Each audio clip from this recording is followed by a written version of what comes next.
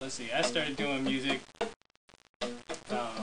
back in Denver, mostly alternative and new wave stuff, kind of Euro poppy crap. And and so I went to college and met up with this guy who used to be, and he told me he used to be in High Five just before they got signed. And so he wanted to do some R&B stuff, so I had my little Casio CZ5000, a little crappy RX-15 drum machine, doing these cuts with him. And we had this little tape recorder that we were trying to record. It sounded really crappy, but I came back to Denver all hyped to do R&B and hip-hop. And I hooked up with some guys down in Denver that did rap, and we put out some pretty nasty stuff, and it was pretty bad, and that's what I showed Kenny. Because I was in there, I brought my tape in to show Kenny and them, and I had met them. No, I was showing Mike. The tape, and I dropped it in there. I was all proud of it. It's like, yeah, pretty groovy, huh?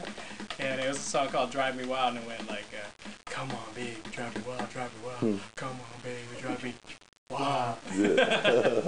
And so Mike popped in one of their tapes from like a 4-track, and it sounded like Boyz II Men. I was like, dang, okay, well, let me take that tape back. And finally, I ended up moving out to California and started really getting into the music scene and trying to find out who was to know and things like that. And as I started getting my contacts, I started getting back in touch with people whom I thought had a really good chance in really doing something in the industry, and whom I thought I could possibly help out with the contacts that I had.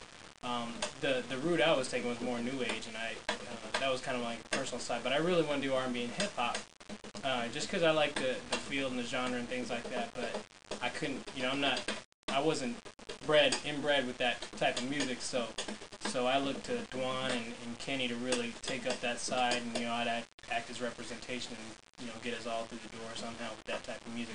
So I finally got the hookup with Alicia by sending a demo tape of Kenny and them down there, and she really liked it, and I kept pestering her, and she finally agreed to a meeting, and we went down there and got set up with the whole NAS thing and did a show out there. And since then, just been constantly shopping the material to a select group of people. A lot of people just kind of do the mail it to everybody and see who gets interested in it, but you don't really get any real interest that way. So I try to find people who are at first interested, set up this whole thing out here, and we're out trying to do it now.